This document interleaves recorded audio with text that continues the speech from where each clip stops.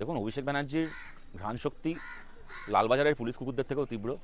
কোথাও কেউ মারা যাওয়ার পরে মানে ডাক্তার বোঝার আগে অভিষেক ব্যানার্জি কালীঘাট থেকে বুঝে যায় সে কী কারণে মারা গেছে। আমি সুতরাং এরম তীব্র ঘ্রাণ শক্তির একজন মানুষ তিনি প্রতিনিধি দল বানিয়েছেন, আমার তার নিয়ে বলার কিছু নেই, আমার যোগ্যতার ঊর্ধ্বে এগুলো।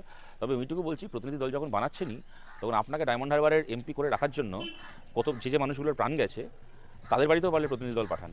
আরজি করের ধর্ষিতা খুন হওয়া সেই চিকিৎসকের বাড়িতেও আপনাদের একটা প্রতিনিধি দল পাঠান। সোদপুরে গেলেন যখন এসআইআরের আতঙ্কে একজন মারা গেছেন তার নাম শুনে, প্রদীপ করের বাড়িতে, ভালো কথা। তার থেকে কয়েকটা বাড়ি দূরেই তো আরজি করের নির্যাতিতা ধর্ষিতা তরুণীর বাড়ি ছিল, সেখানে একবার যেতে পারলেন না কেন? এক বছরে সোদপুরের রাস্তা চেনে নিই যখন। আপনার এবং আপনার পিসির শাসনে সুদীপ্তকে আমাদের লাঠির বাড়ি পিটিয়ে মেরে ফেলা হয়েছিল, মইদুল মিদ্দাকে পিটিয়ে মেরে ফেলা হয়েছিল। একটু ওদের বাড়িতে পাঠাতেন প্রতিনিধি দল। প্রতিনিধি দল যখন পাঠিয়েছেন তখন ওই ভাগাড়ে মরা পড়লে যেরকম শকুন উড়ে যায়, ওরকম একটা প্রতিনিধি দল না বানিয়ে সত্যি সত্যি যদি মনে করেন যে মৃত মানুষের বাড়িতে আপনার প্রতিনিধি দল যাবে, একেবারে হাতে করে খুন করেছেন যাদেরকে, লাজ লজ্জা থাকলে তাদের বাড়িতে যান, তারপর দেখুন কী ট্রিটমেন্ট পান।